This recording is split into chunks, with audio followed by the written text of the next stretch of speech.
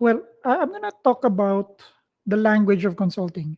And this is part of that portion in consulting wherein we discuss presenting our proposals.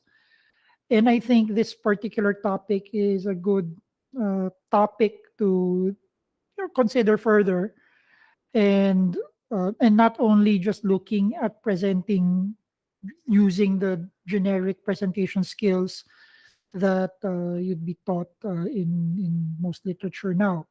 So this particular topic or this particular lecture, I'm not going to tell you how to present your proposals well. I mean, maybe we will go through some of the key pointers that might be critical, especially that is specific to consultants.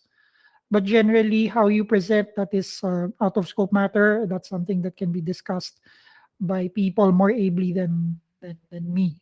Okay, at least for this particular topic. Now, I want to start off by saying that communication, even if we're not going to talk about how to communicate or how to present in general, communication is still considered as the main tool of the consultant. The way you talk, present, and write will actually determine how successful you are. Although there are possibilities wherein luck plays a role. So you could be fortunate now or you could be unfortunate. But generally, how you talk, present, and write, that would pretty much determine or dictate what's going to happen. Will your client engage you or will your client move away and go somewhere else? Now, the language you choose also tells a listener a lot about you and how client centric you are. So, definitely, if you're going to approach an engagement or an opportunity and you're just concerned about yourself, well, believe it or not, the other party will determine that. Okay. The other party will find out. And you might be get called out. Okay. If you're just going to be concerned about yourself, you're going to be selfish, or if you really have their interests in mind. Uh, consulting or in communication, great consulting communication derives from clarity of thought. Uh, I would even dare say that there's this temptation to try to sound sophisticated or sound a little bit more refined than the average person. But really, what makes consultants bankable is the fact that they can tell you things very clearly and you get it right away and you say, wow, yeah, that's true. Or they'll give you this flash of light and you'll feel so astounded. Whoa, yeah, you know what? That's actually correct. That's actually true. Okay. And clarity of thought enables you to express and explain concepts meaningfully, convincingly, and even helpfully to your clients. So, generally, again, what we will talk about in this particular talk or lecture is that these are just reminders or broad strokes. I'm sure you may have heard of them in the past, but it never hurts to be reminded about these things again, especially when you are trying to present as a consultant to your client. Now, some professions can get away without worrying too much about the finer points of communication. You can be sloppy in certain contexts. You can be less prepared. In other words, you can wing it. You can be extemporaneous or spontaneous about these things in some cases. And if you're making a physical product, really your product, that's your output, right? You want your product to do the talking for you. You don't really have to explain it. So if you're trying to sell, for example, detergent, then you don't really need to explain the contents of the detergent, the chemistry behind it, the mechanisms, the actions underneath it. All the consultant, oh sorry, all the clients would need to know is that, well, is your detergent going to work? Will it clean clothes as I expect them to be? Okay, and that's the proof of the pudding, right? And when it comes to physical products, it's not how you talk, okay, and it's not how you present that will actually get people to start buying in on your physical products. Consulting is different. That's not the case in consultancy. You see, the product in consulting is your idea, your proposal, your solution. And these are just words in the form of explanations, demonstrations, reports, presentations. That is your output, that is your end product. And sometimes the end product in itself, well, they don't just simply talk themselves, right? Especially if it is going to be a process consulting type of engagement, well, you really have to make things work. And then it's only when these things happen, then the client would see value behind it. Okay. But generally that's the case in consulting. You can't expect the product to really sell for you. You really have to be the one to explain it.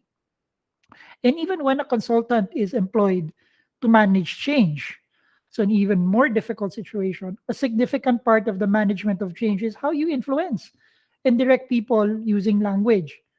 So you see, it's not enough that you just have a great idea, because it's a great idea, it will work. Well, that's not true. In consulting, you really have to make sure that you nurture that idea until the very end. You can't really expect them to say, "Oh, okay, yeah, that's a good idea. Let it run." Things will work out for the best. That's not the case in consulting. You really have to explain. You really have to go through that effort to communicate things. Now let's talk about communication. What is communication? In simple terms, it is the transmission of information from one person to another. Now, it's definitely correct, right? You can be technical about it. Okay, that's the definition, really, but it doesn't really give you much value, especially if you're a consultant. I mean, what does communication in consulting really mean? Okay, well, the first thing that we have to understand is that communication is a goal directed activity. We communicate for a reason, and that is important to a consultant. A consultant has a purpose, they have objectives, right? And these objectives are really driven by the client. Now, how you communicate, that is a goal directed activity. Okay. Now, one of the reasons communications fail is because perhaps you, either as a speaker or writer, is not clearly conscious of or focused enough on the desired goal. You can't seem to make the connection with what you're about to explain or share right now versus what we intend to expect at the end. Okay. And typically this is where you see consultants, especially the more technical ones. They're so enamored with the technical specifications of a product, but they can't seem to connect that with the overall objective of the client as to why that product might be useful for them. Okay. So again, communication, it is a goal directed activity. Now, the second point here as to what is communications in consulting is that communications should be something you take pleasure in, of course. Sometimes we go through things, we go to work, and oftentimes you will probably experience moments wherein it can be a drudgery, it can be boring, it can be, really dull. Okay. But if you're in a consulting profession, this highlights even more because you will experience moments wherein, yes, it's going to be a burden, it's going to be a drudgery. And if you're going to explain something to another person, it should show that you are excited about it, that you're eager about it. Because if you don't show that you're eager, if you don't show that you're excited, your client might be thinking, "Oh, this person's not interested in me. Oh, this person is doesn't really have my interests in mind." And then all of a sudden, well, you're probably going to be done with your engagement, but you wouldn't be given any more engagements in the future. Even worse, maybe you're in the middle of an engagement and they'll just terminate your engagement then and there if you start to show a little bit of distaste with what you're doing. So definitely when you are going through the process of the consulting, right? You're doing your consulting work and you have the obligation to communicate things. Well, it should be something that you take pleasure in. Okay. And you have to be comfortable with it. Perhaps initially, and this is true in most of us, especially for starting in the field of consulting, we might be a little bit anxious. We're probably scared or we're probably anxious to try to communicate in front of an audience, whether it's a small crowd or a large one. And just keep in mind that what makes great speakers and authors great is that they enjoy using the language. So at some point in time, you have to get used to the idea of communicating, speaking, writing to a particular client. Okay. Now, effective communication in the context of a consultant is these three things. It's carried out to meet understood objectives. Okay, that's number one. Effective communication achieves its objectives. Okay, you've actually get the result that you're expecting. And lastly, it should be pleasurable or engaging for both you, the speaker, the writer, the consultant, and the listener or reader or your client. Okay, so that would be a key point that we'd like you to be reminded of when you're doing communication in your consulting profession. Now, let's go to the planning and the execution of communications. And in front of you is a typical communication wheel, right? So there are like six phases which go around in the circle with a seventh element in between, which is listen. Okay. And it's quite instructive that they have to go through that in sequence because it helps you prepare and give you a little bit more guidance on how you can actually do your communication plan. Okay. Now, the first four parts, why, who, what, and how, this is your plan phase. Five and six is your execute phase. And in the middle of it all is the listening. I wouldn't say phase because that should be done all throughout the six, but it's like your central skill, right? And I'm sure this would have been mentioned in other circumstances, but listening is an important skill for a consultant. Now, let's go and deep dive our communication wheel. The first step in communicating is to be clear about why you are doing it. So the reason, the premise. And again, we go back to that idea that communication is a goal directed activity. And unless you are clear about the goal, you won't communicate successfully. Now, occasionally, the goal of communication is to share information. And that's what typically we would think about communication. But often, as a consultant, it is more complex than that. When you are engaging in communication, it is not just to share information, but to actually try to influence, okay, and eventually really understand, right? Again, listening, as we said earlier, you also try to pick up some information from the other person. So it's not just you sharing information, but you picking up information. Okay, that can actually affect the course of your engagement in for that client. Now, the starting point for all communications should be to understand what the goal is. This seems obvious, and it never hurts to be reminded of it because we forget. We sometimes get entrenched with the bells and whistles of communication, right? We'd probably use all the techniques that we've learned in, for example, in our communication courses on how to present well, etc. But if you don't know what the goal is, I think you're missing out the point. And we can be negligent about this at times. Okay.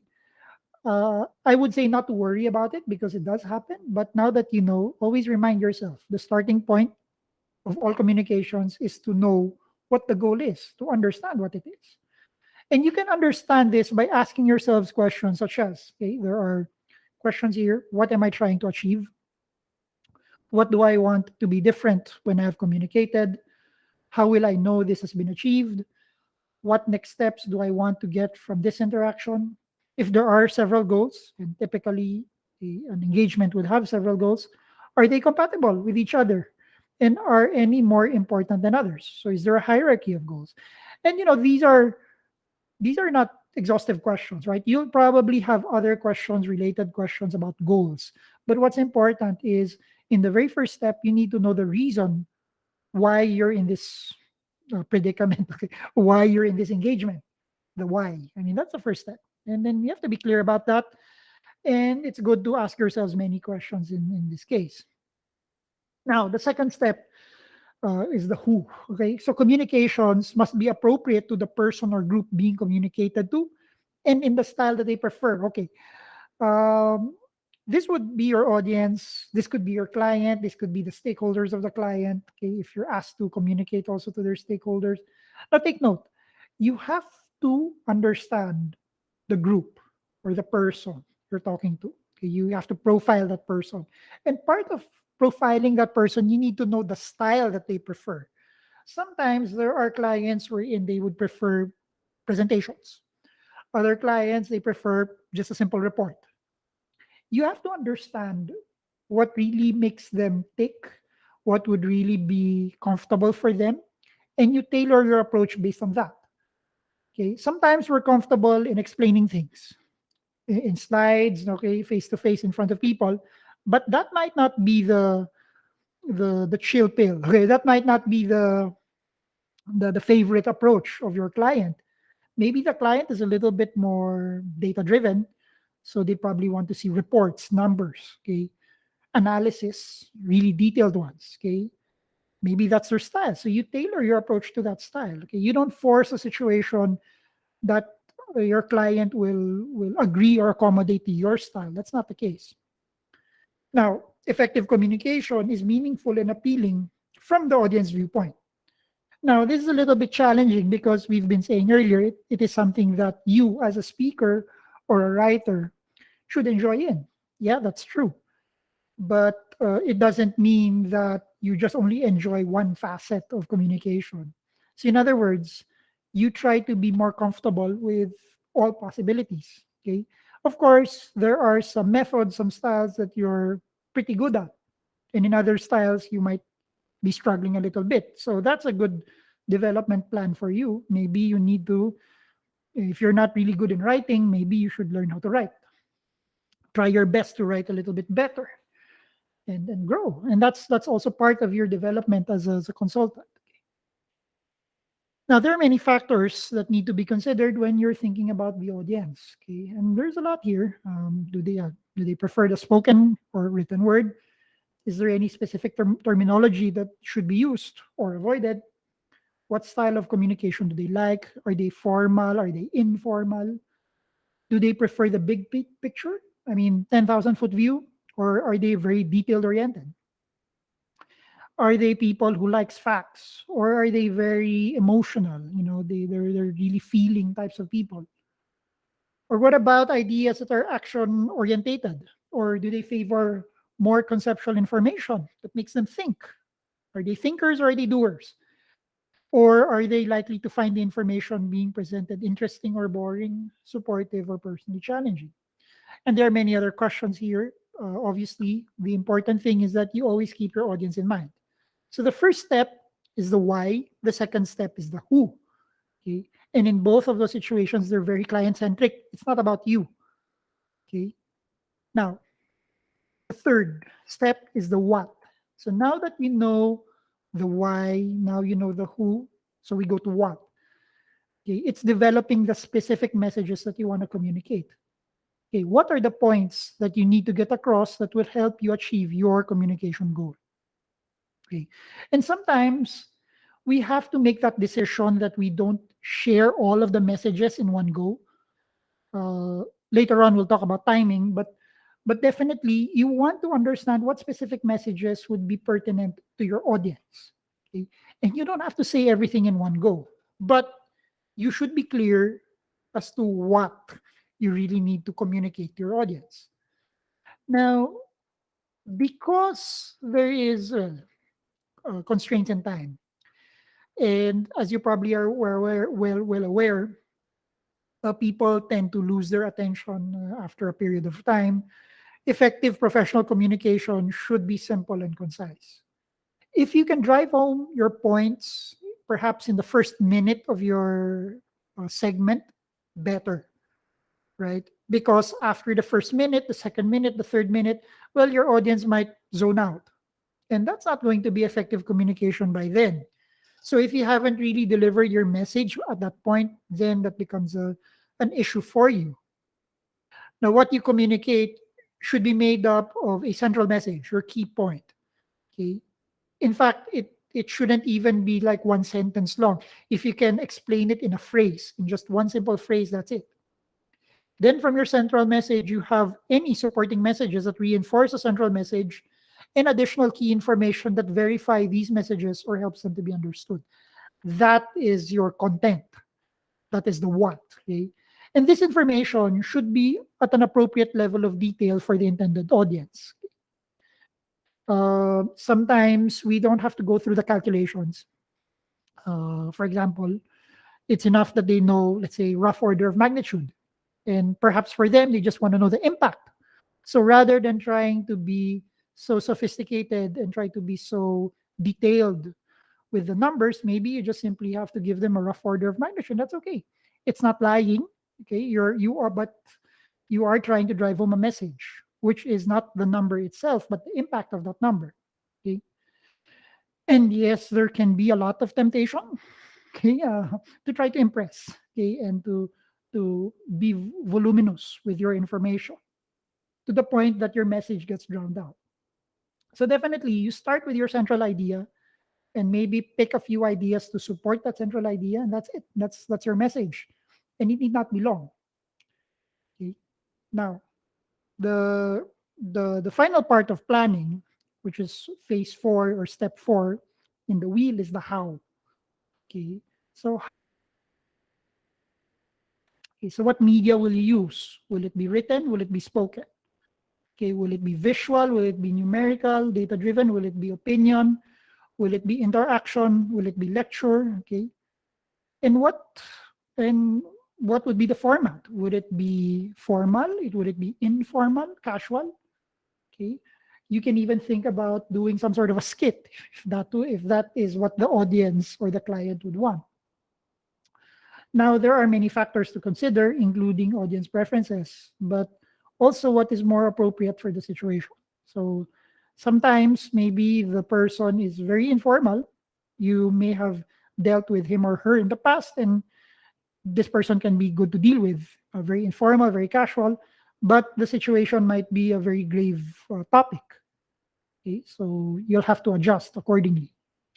Now, the important consideration here is the timing and the level of repetition of communications. Now, one thing that I will not grow tired of repeating is over communication is always the rule. So sometimes you think, I shared this information once in this particular date, and then you decided because you've already shared it, they can just look the recordings, they can look at the minutes of the meeting. I don't have to explain it again. Well, you know what? That's wrong. Okay? There's nothing wrong in over communicating. Obviously, when you over communicate, your intention is to make sure that your message is delivered properly. It is possible that people at that moment in time, when you've mentioned the idea or the message, they could have been less than 100% attentive. So the message has lost, okay, has been lost in the process. And it's okay to repeat certain things. In fact, if you are in the business of driving change, if you're a consultant that you want to change something, okay, then over communication is actually the rule. Okay, so again, the level of repetition, I would dare say repetition will always be important. You always have to keep on repeating. Okay, it also saves your reputation, because if after repeating things so many times and nothing happened, then it gives you a certain level of safety. It gives you a certain level of absolution that they won't blame you if something wrong happens for them not doing certain things. Okay, but that's perhaps a legalistic perspective. What's important is that if you feel you've communicated something already, well, don't stop. Keep on communicating, okay, until it's actually hammered, it's properly delivered. Of course, timing will be important. You can't just simply over communicate for over communication's sake, right? But you have to time it well. Okay. You don't try to schedule a meeting, let's say on a Sunday afternoon. It's okay. I mean, culturally, that's not usually the case. That's not really permissible for most parts. So timing is also important. Okay, but okay, it's the balance of the timing and the level of repetition that really makes it an important factor to consider when you're thinking of the how. How do you communicate the message? Now we go to the other steps, okay, which is the execution portions. So the deliver step, if you're already clear with why you are communicating and who you are communicating with, you've come up with your message, designed a concise and effective set of messages, you have developed an appropriate set of materials to be delivered at appropriate times, then you can deliver things well. And just like any other skill, delivering takes practice. So maybe you might have experienced delivering something in spite of the planning, right? In spite of the preparation, things didn't really go well. Or maybe it wasn't a complete failure, but it was uh, not really as what you've expected. Maybe it's subpar according to you. Well, that's an opportunity for you to learn. Don't worry. What's important is trust your preparation. If you really prepared well, then no matter what happens during the delivery, at least you've prepared well. And after delivery, use the opportunity to actually learn from it, which is the sixth step concerning feedback. So you never know if you have successfully communicated until you have feedback from your audience. Okay. Of course, you can do your own self assessment, but what's more important is really the audience, right? The more prepared, the greater the likelihood of success. But you must not assume you have achieved your communication objectives until you have a definite response from your audience. Now, feedback is also essential in improving our own communication skills. In fact, I would even say knowing how to give feedback and receiving feedback, that's part of communication as well. Okay.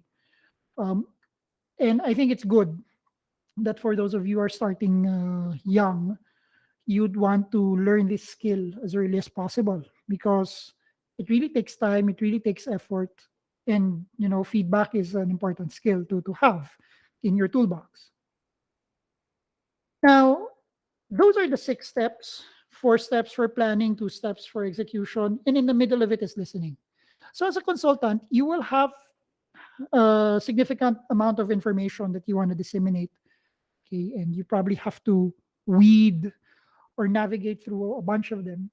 You will want to share ideas, explore concepts, even influence and guide clients. I mean, that's your role as a consultant. Now, to achieve this, your communication should be spot on. You'll be expected to do a lot of reports, proposals, updates. You might be asked to speak in front of crowds, maybe deliver a presentation, explain your proposal, do workshops, and the like. But to be able to transmit the relevant information, you must start by gathering information, and this is done by listening. And when we talk about communication, it's not just one way. It's not just about you delivering presentations. Again, communication, we've talked about feedback, we've also talked about listening. That's part of communication. So communicating is not just you moving out or explaining something to people. No, it's about also you receiving something. And that's part of communication. If you don't know how to receive, if you don't know how to listen, then it doesn't matter if you're a good presenter, if you're a good person in front of the stage, explaining things in a wow type of way. If you don't know how to listen, then you're still a poor communicator in that regard. Now, listening is one of the most underestimated skills, undervalued. Definitely, even up to now, even if we say this, how important it is, we've seen a lot of people, perhaps at the highest levels, you can notice that typically they fail to listen. Maybe they're not the types who don't want to listen, but sometimes when push comes to shove, listening takes a back seat. And because of that, listening is a skill that we don't really spend time to improve on. Okay. Yet people who listen well are at a significant advantage to those who are not. Okay, especially in consulting. And listening breeds other virtues like empathy, like understanding for the other person. Okay. Um, if you're not going to build your listening skills, then it's going to be very difficult for you to really succeed in consulting. Now, some guidelines for listening: concentrate on listening. So be intentional, be deliberate. Okay, I want to listen. Okay, and don't listen by accident. It's not as if you just sat down there and then you started to hear some sounds, right? And then you pay attention to that. No, again, you have to be deliberate about it. Okay, and you should always seek to improve your listening skills. Sometimes, from a physical standpoint, you might be hard of hearing. I mean, that can be a possibility. Okay, maybe you need to seek medical attention if you have to, especially if you're going to be a little bit older, a little bit advanced in years. Listening can be quite a chore. It can be difficult. Okay, but aside from that, you pay attention. You try to have a good sense of attentiveness. Exercise like mindfulness can also be helpful. So try your best to also improve your listening skills. Now, let's move away from general communication. Okay. And we'll talk about specific things about questioning, because questioning, or that interaction between you and the client, okay, with you asking questions, that's really part of communication. Okay. Now, the precise communication needs will depend on the type of consulting you undertake and the preferences of your client base. But you will always ask questions. So, definitely, if you really want to solicit information from your client or from specific stakeholders, well, questioning is part of your toolbox. Okay. And just to give you a little bit of a reminder regarding questioning, well, you can think of a question as a request for information. That's the typical way of questioning. But sometimes questioning is also a method for you to actually be more engaged in the interaction. Okay, posing questions actually shows interest, and it's part of relationship building. And as what we've mentioned about consulting in general, consulting is not just delivering the solution; it's also making sure that you have a healthy relationship, okay, with your client. Okay, goes hand in hand. And questioning is a good toolkit. Okay, yes, you ask questions because you probably want to get information that you're not aware of. And sometimes people avoid asking questions because they feel, well, I already know the answer to my own question. So why should I be asking? No. But even if you know the question, or sorry, you know the answer to the question, no, asking that question uh, has a different purpose. And it's not for you to actually get the information. It's really you to connect with your client. And even if you already know the answer, you can ask questions, maybe just to validate your information. Okay, that's also another valid reason for questioning, even if you already know the answer, right? So questioning is not just about trying to fulfill the need to address any knowledge gap. Okay. Now there are many types of questions. There are closed questions. There are fact-finding questions, open or exploratory questions. Okay.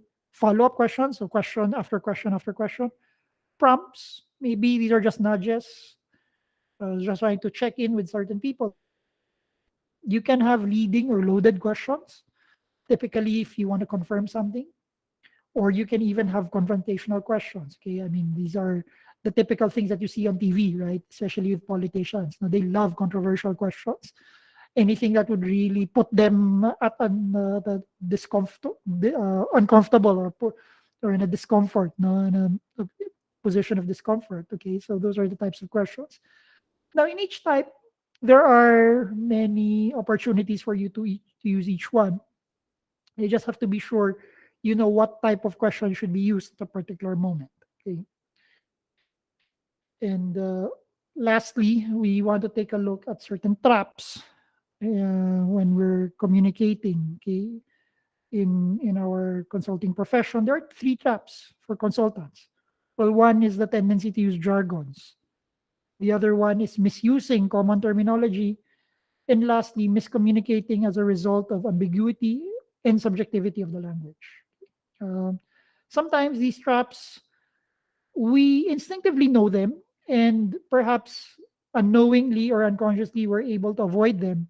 But it's good to be reminded of these traps once in a while. First, jargon. What do we know about jargon? Okay. Now, uh, there are four reasons why jargons are used. Okay. Well, one, it is an efficient shorthand. Okay. A jargon is a technical term of something, right? And it's an inefficient shorthand because that word or that term actually explains everything what you need to explain. So it's a good shorthand. However, jargons are used because we're also trying to impress a client. We want to give them that feeling that we're knowledgeable, or we're trying to give an impression of novelty or uniqueness, something new, something your client hasn't even heard of. Okay. So it makes them feel, whoa, I have something to learn from this consultant. Okay. Or a consultant doesn't understand. So it tries to model things up, not tries to cover things up. That's why they use jargons. Okay. So definitely the first reason is acceptable or is valid, but the other three reasons here, well, we have to be careful. Maybe we need to look at our intention when we try to use terms, right? And again, the basic rule we said a while ago, if we can be clear, if we can be concise, we use that. So if there are simpler terms compared to the jargon, then let's use a simpler term. Now, if we have to use a jargon, again, we use it because it's efficient, because it explains something. Now, if it's the first time that you're going to use that term or that jargon, make sure you explain it first, especially if you intend to keep on using it later on in your presentation or in your modes of communication, like reports and the like. Now, we go to misuse terminologies, okay, misuse terms. So, there are a lot of misuse terms, and you probably have heard of it, right? So, here are some examples: opinions or findings, okay. Sometimes when we say finding, we treat it as if it were fact, but it's really just about an opinion. Okay, so we tend to mix things up. Best practice. Best practice, it might be best practice in one organization, but it's not best practice all around. Or it might be best practice in one industry, but it may not be best practice in another. So we have to be careful on using best practice. Maybe we can use the term something that is used or common practice or available practice in some cases. Okay, even the term change. Sometimes when we think of change, we think of something that is external. Okay, but maybe that the term that we're looking for is something internal. Okay, a change of heart. Okay, or a change of mindset instead of something that is more tangible, like a change in the process. Okay. So when we use terms, we have to be very, very vigilant on what the term really means, especially if the term would have multiple meanings. So if you are using a term that has potentially multiple meanings, the suggestion would be to change the term. Go for something simple so that it's not unclear to the audience. And lastly, regarding ambiguity and subjectivity, well, right now, our lingua franca, especially in our mode of business, at least here, is in English. Okay, of course, English is not necessarily the most popular language worldwide. Okay, it depends on the population. Okay, if you go to other regions such as Europe, English may not be the first language. Okay, and as we know, English can be very flexible. As I've said just now, they can have multiple meanings and the like. Okay, they have the tendency for newer terms. Okay, however, language is inherently indeterminate. Okay, and its flexibility makes the indeterminacy great. So we might use a term now in English, but later on, because it has flexibility, it can mean other things.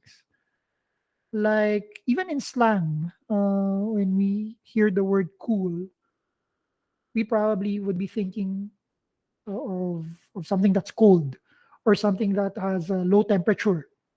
Okay, describing an object that has low temperature, or it can be something about that person's disposition.